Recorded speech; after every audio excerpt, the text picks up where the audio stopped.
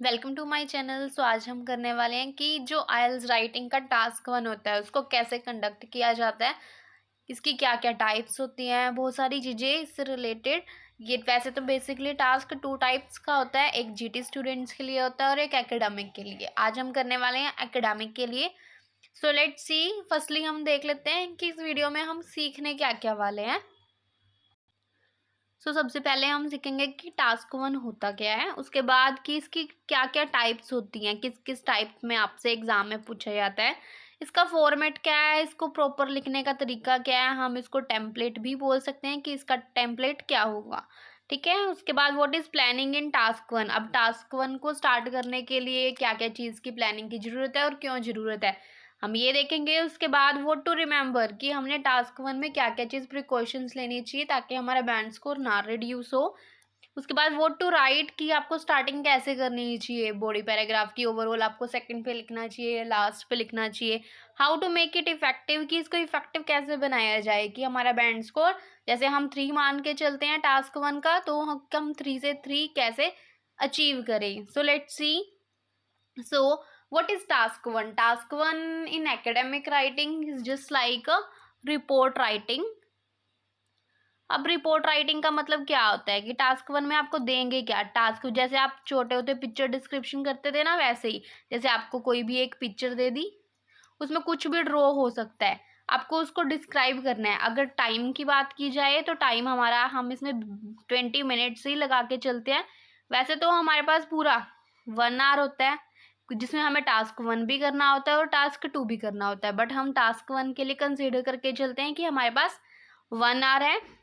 और उसके बाद अगर हम बात की जाए वर्ड्स की कि वर्ड लिमिट कितनी होती है, कोई भी अपर लिमिट अभी तक वैसे सेट नहीं हुई है, but according to the sources हमें सिर्फ इतना पता है कि एटलीस्ट 150 तो होने ही होने चाहिए, इससे अंडर लेंथ तो जाना ही नहीं चाहिए, वरना आपका टास्क 1 का जो स्कोर है वो ऑटोमेटिकली डाउन चला जाएगा। आई वुड सजेस्ट कि आपको 150 से 180 तक के बीच का लिखना चाहिए, 175 ही रखो जितना हो सकता है। सो लेट्स सी क्या क्या होता है इसमें। अगर हम टाइप्स की बात करें, इसकी बहुत सारे टाइप्स है, अराउंड 7 to 8 है। ठीक है, क्योंकि टाइप के अंदर भी अलग अलग टाइप्स अवेलेबल है। So let's see the first type. So हमारी फर्स्ट टाइप है प्रोसेस चार्ट। अब प्रोसेस चार्ट क्या होता है कि कुछ भी, जैसे आपको कोई भी पिक्चर दे दी, जैसे आपको यहाँ पे दिया हुआ है, ये क्या हो रहा है, यहाँ पे किसी चीज़ की प्रोडक्शन हो रही है, तो आपको प्रोडक्शन दे रखा है, आप इसको क्या बोल सकते हो, इसको बोल सकते हो कि ये साइक्लिक प्रोसेस है ना। ठीक है, ऐसे हो सकता है। उसके बाद ये लाइफ साइकिल दे दिया सिल्कवॉर्म का, साथ में प्रोडक्शन दे दी। अब ये मिक्स में भी आ रहा है, अब इसको कंबाइंड भी बोल सकते हो और मिक्स भी बोल सकते हो। अब इसमें क्या है कि लाइफ साइकिल ऑफ सिल्कवॉर्म है, किसी और की लाइफ साइकिल के बारे में बता देंगे आपको। ठीक है, किसी भी प्रोडक्शन आती है, मैन्युफैक्चरिंग आएगी, रिसाइकलिंग बता देंगे, मतलब मेनली प्रोसेस ही आता है। ठीक है, उसके बाद इसकी जैसे ये आपको लेडी बर्ड की लाइफ साइकिल दे रखी है, एनाटॉमी ऑफ एक प्रोसेस चार्ट आता है, ऐसे फ्लो चार्ट के टाइप में आता है। जैसे आपको पहले बोल दिया कि वॉश किया गया, आपको ये बॉक्स में बना के दे देंगे। वॉश के बाद आपको बोल दिया गया कि इसको कट कर दिया गया, ठीक है, उसके बाद उसको बेक कर दिया गया। तो ये हमारे सारी चीज़ें क्या आती हैं, किस में आती हैं, प्रोसेस चार्ट में आती है। वैसे तो फ्लो चार्ट होता है जो वो प्रोसेस चार्ट की ही टाइप है, बट फ्लो चार्ट के लिए भी अलग अलग फॉर्मेट लगता है। अगर आपको सिंपल प्रोसेस आ रहा है कि किसी चीज़ की प्रोडक्शन ही हो रही है स्टेप बाय स्टेप, तो उसको तो हम प्रोसेस चार्ट के अंडर ही रखते हैं। अगर फ्लो चार्ट की बात आए, अब ये देखो जैसे फ्लो चार्ट बना हुआ है कि, बट इसमें क्या है कि मल्टीपल स्टेप्स है। जैसे इन्होंने बोला कि एक आई साइट टेस्ट हुआ, उसके बाद पास हो गए तो फिर फी पे कर दो, अगर फेल हो गए तो अलग प्रोसेस है, अगर पास हो गए तो अलग प्रोसेस है, तो इसको बोलते हैं फ्लो चार्ट। अब फ्लो चार्ट में कुछ भी हो सकता है, जस्ट आपको ये बता देंगे, जैसे मैंने कहा कि आपको टास्क 1 है, टास्क 1 की 2 टाइप्स हैं। ठीक है, एक जीटी स्टूडेंट्स के लिए है और एक एकेडमिक स्टूडेंट्स के लिए है, तो इसमें भी बता सकते हैं, तो ये भी हमारा फ्लो चार्ट है। So flow chart, okay. So next type is table. Table बोल सकते हैं इसको, या फिर हम बोलते हैं इसको टेबुलर चार्ट। ठीक है, और टेबल के साथ कभी भी चार्ट वर्ड नहीं लगता। सो टेबल अब क्या है, किस में हो सकता है, प्रेजेंट टू प्रेजेंट भी हो सकता है, प्रेजेंट टू पास्ट भी हो सकता है, पास्ट टू फ्यूचर भी हो सकता है, और सिर्फ फ्यूचर का भी हो सकता है। तो ये डिपेंड करता है, और आपको जरूरी नहीं होता है कि आपको सारी इंफॉर्मेशन इंक्लूड करनी है, आप स्किप कर सकते हो आराम से। सो हमारी नेक्स्ट टाइप है बार ग्राफ। अब बार ग्राफ अब ऐसे भी आ सकता है, इसको हम बोलते हैं वर्टिकल और इसको बोलते हैं हम हॉरिजॉन्टल, दोनों मिक्स भी आ सकते हैं आपको। सो हमारी नेक्स्ट टाइप है पाई चार्ट। पाई चार्ट में आपको ये, अब इसमें तो जैसे देखो एक पाई चार्ट दिया हुआ है, आपको ये 2 भी दे सकता है, 3 भी दे सकता है, 4 भी दे सकता है, 5 भी दे सकता है। वैसे मैक्सिमम भी आज तक 4 ही आए हैं, 5 नहीं आए हैं, बट क्या पता कुछ भी आ सकता है। ये भी प्रेजेंट पास्ट फ्यूचर तीनों फॉर्म्स में आता है कंपैरिजन करने के बाद। बार ग्राफ भी आपका ऐसे ही आता है, पाई चार्ट भी ऐसे ही आता है, and line graph is also the same like them, कि इसमें आपको लाइन्स दी होंगी, ठीक है। ऐसे ही इसमें इंक्रीज डिक्रीज के बारे में बताया होगा, ये भी same present past and future कैसे भी आ सकता है, ठीक है। So our next type is map और डेवलपमेंट चार्ट। इसको मैप भी बोलते हैं, डेवलपमेंट चार्ट। जैसे आप छोटे होते करते थे ना कि फाइंड द 5 डिफरेंसेस, वो भी ये भी सेम ऐसे ही है कि आपको डिफरेंसेस फाइंड आउट करने हैं और उनको रिपोर्ट राइटिंग के फॉर्मेट के ऊपर लिखना है। जैसे आपको दिया हुआ है कि 1970 में कोई विलेज ऐसे था, उसके बाद उसके क्या क्या चेंजेस आए, 2000 तक उसमें क्या क्या चेंजेस आ गए। ये भी आपको प्रेजेंट और पास्ट का आ सकता है, पास्ट और फ्यूचर का भी आ सकता है, प्रेजेंट और फ्यूचर का भी आ सकता है। So next is diagram. अब डायग्राम कुछ भी हो सकता है, डायग्राम को हम प्रिडिक्ट कर ही नहीं सकते, ठीक है। अब डायग्राम देखो, अब जो ये वाला डायग्राम है, ये वैसे तो आता है प्रोसेस चार्ट के अंडर, बट ये डायग्राम भी है, ठीक है। इसमें प्रोसेस भी हो रहा है, बट अगर आप इसको डायग्राम की फॉर्म में एक्सप्लेन करोगे वैसे भी हो जाएगा, और मोस्टली इनकी जो लेंथ है वो बहुत कम बनती है, इसलिए हम इसमें डायग्राम की तरीके से भी एक्सप्लेन करते हैं, 1 बॉडी पैराग्राफ में और एक प्रोसेस में एक्सप्लेन करते हैं। जैसे ये दिया हुआ है, इसमें देखो वैसे कुछ मेजर नहीं है, बट फिर भी हमें इसको बनाना ही पड़ेगा, तो ये भी क्या है, एक डायग्राम है।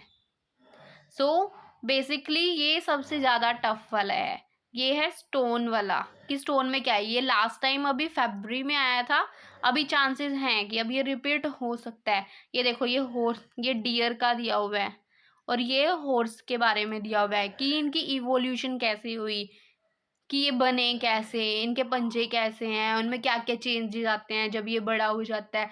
तो मतलब जैसे इवोल्यूशन, जैसे हम बोलते हैं ना कि हम छोटे होते बेबी थे, उसके बाद अडल्ट, उसके बाद ओल्डर, तो बॉडी में क्या क्या चेंजेस आते हैं, तो ऐसे ही होता है ये डायग्राम में। Okay, so let's talk about the structure और फॉर्मेट ऑफ द टास्क 1। अगर फॉर्मेट की बात की जाए तो बेसिकली ये 4 टाइप्स की चीजें होती हैं इसमें। तो फर्स्ट होती है इंट्रो, कि आपको लिखना है कि आपको क्या दिया हुआ है, आप किसके बारे में लिखने वाले हो। सेकंड इज ओवरऑल, उसके बाद है बॉडी पैराग्राफ 1, उसके बाद है बॉडी पैराग्राफ 2। हमने इन 4 चीज़ों में ही सब कुछ इंक्लूड करना होता है। सो लेट्स सी, अगर हम इंट्रोडक्शन की बात की जाए, जैसे मैंने ये एग्जांपल ली हुई है कि आपको ऐसी डिस्क्रिप्शन एक दी होगी, जो भी आपको ग्राफ चार्ट कुछ भी दिया होगा, ठीक है। जैसे आपको इसमें दिया हुआ है गिवन, आप गिवन को क्या क्या बोल सकते हो, आप गिवन को बोल सकते हो कि सप्लाइड, प्रोवाइडेड, रेंडर्ड और गिवन। गिवन तो सॉरी दिया हुआ है। एक परटेनिंग वर्ड, परटेनिंग वर्ड बहुत हाई वो कैब का वर्ड है, आप इसको यूज कर सकते हो। अब जैसे यहाँ पे देखो प्रोसेस चार्ट दे रखा है, बट कई बार क्या होता है कि कुछ ऐसी चीजें होती हैं कि जो आपको पता ही नहीं चलती, ठीक है। अब प्रोसेस चार्ट में क्या होगा, अब आप कोई भी प्रोसेस चार्ट अगर आपको कुछ समझ ना आए ना, तो आप उसको लिख सकते हो रिप्रेजेंटेशन, या फिर आप लिख सकते हो इलस्ट्रेशन। तो हमें इंट्रोडक्शन में बेसिकली लिखना क्या है, सो लेट्स सी कि हम क्या लिखेंगे इंट्रोडक्शन में। हम लिखेंगे द pertaining, जैसे यहाँ पे प्रोसेस चार्ट दिया हुआ है, इसको हम बोल सकते हैं कि पिक्टोरियल रिप्रेजेंटेशन, रिप्रेजेंटेशन, इलस्ट्रेशन। जैसे मैंने अब लिख दिया यहाँ पे इलस्ट्रेशन।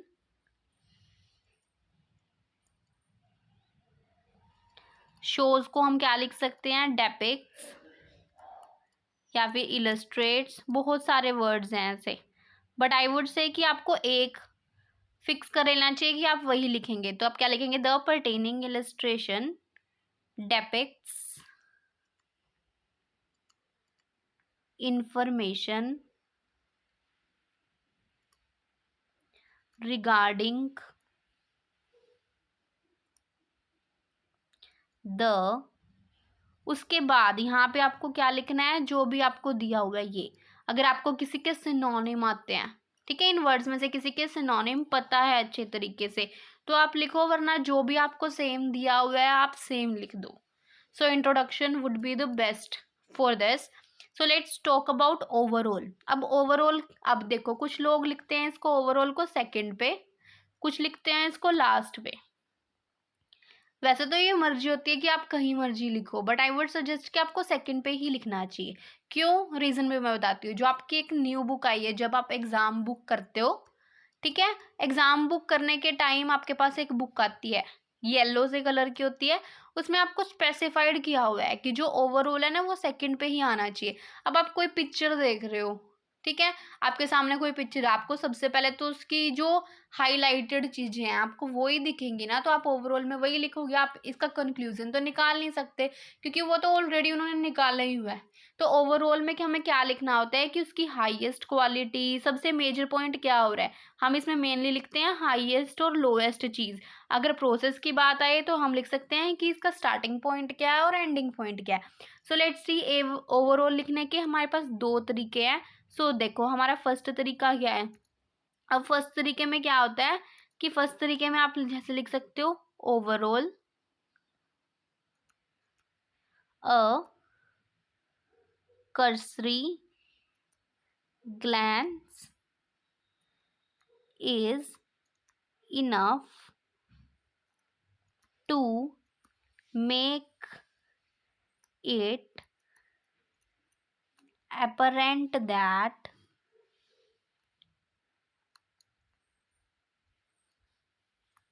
अब यहाँ पे आप क्या लिखोगे कि क्या हाईएस्ट है और क्या लोएस्ट है, ठीक है। अगर ये तो हमारा था फर्स्ट मेथड, अब हम सेकंड मेथड की बात करते हैं। सेकंड मेथड में क्या लिखोगे, आप ऐसे भी लिख सकते हो कि looking from an overall perspective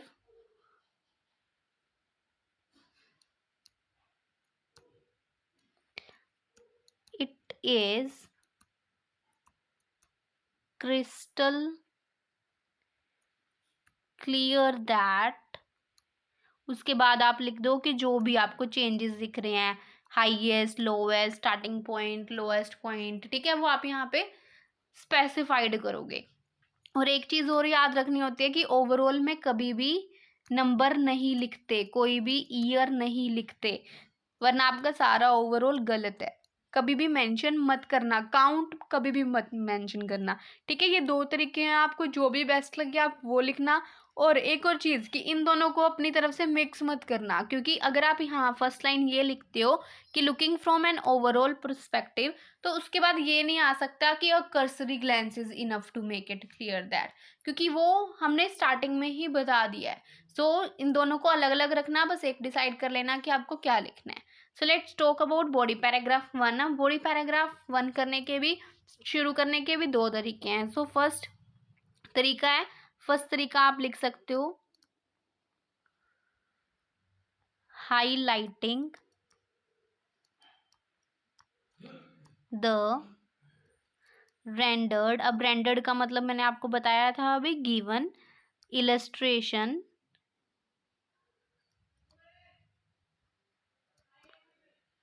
it can be seen clearly that. और उसके बाद आप अपना शुरू कर सकते हो कि जो भी आपको लिखना है। और अब इसके सेकंड टाइप की बात करें कि इसको और कैसे लिखा जा सकता है, तो सेकंड तरीका क्या है? तो सेकंड तरीका है, आप लिख सकते हो having a myopic look at the rendered illustration. मैं अभी शॉर्ट में लिख रही हूँ, आप पूरा लिख लेना, illustration comma it can be seen clearly that।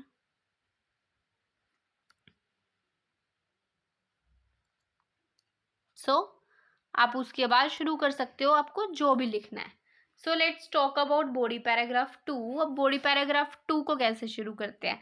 So body paragraph 2 शुरू करने के भी दो मेथड्स हैं। सो हमारी फर्स्ट लाइन है, अगर फर्स्ट तरीके से किया जाए तो आप बोल सकते हो कि moving towards the remaining data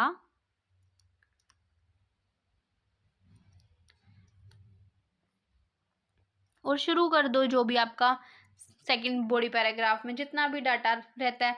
और अगर इसके सेकंड मेथड की बात की जाए तो सेकंड मेथड में आप क्या लिख सकते हो? आप लिख सकते हो कि shifting attention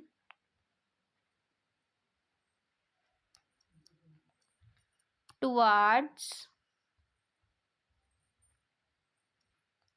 the rest of the data. उसके बाद शुरू कर दो जो भी आपका डाटा पेंडिंग है। सो ये थे। अब इनके लैंड लाइन्स लिखने से और क्या बेनिफिट होगा? एक तो ये बैंड 9 स्ट्रक्चर की है। सेकेंडली आप ये क्या कि आपकी लेंथ थोड़ी और अच्छे तरीके से कवर होगी, क्योंकि कोई रिपोर्ट राइटिंग ऐसी होती है जिसमें हमारे वर्ड लिमिट्स कंप्लीट ही नहीं होती। So let's talk about why planning is important, कि क्यों है प्लानिंग इम्पोर्टेंट, क्या होता है प्लानिंग करना। अब मान लो आपके सामने कोई भी टास्क आया, आप उसको पहले एनालाइज करो, उसके ऊपर ही मार्क करो कि आपको इसमें क्या लिखना है। कि जैसे आप मान लो आपको वॉश दिया हुआ है वर्ड, तो आप वॉश को सिनोनिम वहीं पे लिख दो कि आपको इसको रिंस लिखना है। सो ये इसमें लिखना होता है कि प्लानिंग इसलिए जरूरी है। इससे फायदा क्या होगा कि आपका टाइम सेव होगा। Don't create confusion. और जब आप लिखने लग जाओगे तो आपको कोई भी कंफ्यूजन नहीं होगी कि इसको क्या लिखें, इसको क्या ना लिखें। हेल्प टू स्कोर मोर, इससे स्कोर भी बेटर आएगा, क्योंकि प्लानिंग करने से कंफ्यूजन बिल्कुल भी क्रिएट नहीं होगी। और साथ में जब आपने प्लानिंग कर ली कि आपको ये 5-6 वेरिएशंस ये लिखनी है, तो आपका जो वर्ड लिमिट है ना वो बिल्कुल प्रॉपर जाएगी, क्योंकि जब आप प्रैक्टिस करोगे ना आपको इसके बारे में पता चलेगा सही तरीके से। So our next is how to make it effective, कि हम टास्क 1 में 3 आउट ऑफ 3 कैसे ले सकते हैं। Don't include your knowledge. अगर मान लो आपसे कोई फैमिलियर टॉपिक आता है कि ये जैसे आपने बोल दिया प्रोसेस चार्ट आ गया, आपको पता है उसका प्रोसेस, आपने आपकी अब स्टडी में रीड किया है वो, तो उससे क्या होगा कि आप अपनी नॉलेज इंक्लूड मत करना। और साथ में फ्रेजेस, इसमें मेनली आप आई वी दे तो यूज कर सकते हो। I we our from my perspective ये वर्ड नहीं यूज कर सकते, ठीक है। पर्सनल प्रोनाउंस नहीं जाएंगे। No need to write full info, इसका मतलब क्या है कि जो भी चीजें दी हुई हैं सिर्फ आप मेजर थिंग्स को रिपोर्ट करो। जरूरी नहीं है कि आपको सारा डाटा इंक्लूड करना है। यूज वेरिएशंस का मतलब क्या है? जैसे आपने लिखा, फॉर एग्जाम्पल आपने लिखा कि द रेशो इंक्रीज्ड, ठीक है। अब सेकेंड लाइन को मोल्ड करके लिखो, चाहे आप अपोजिट में लिखो, जैसे मर्जी लिखो, तो उसको वेरिएशन बोलते हैं। आगे use connectors according to the type of task. अब टास्क 1 में क्या होता है कि हर टाइप के लिए अलग अलग कनेक्टर्स यूज होते हैं। सो रॉन्ग कनेक्टर्स मत यूज करो, जिसके लिए जो चीज़ें बनी हुई हैं सिर्फ वही यूज करो। So thanks for watching. So ये था टास्क 1 की आपकी वीडियो। सो अगर आप अब मेरे चैनल पर न्यू हैं सो आपको टेलीग्राम, व्हाट्सएप और इंस्टाग्राम अकाउंट को फॉलो कर लेना, और लिंक है आपको डिस्क्रिप्शन में दिया हुआ है। So thank you so much for watching, don't forget to like share and subscribe.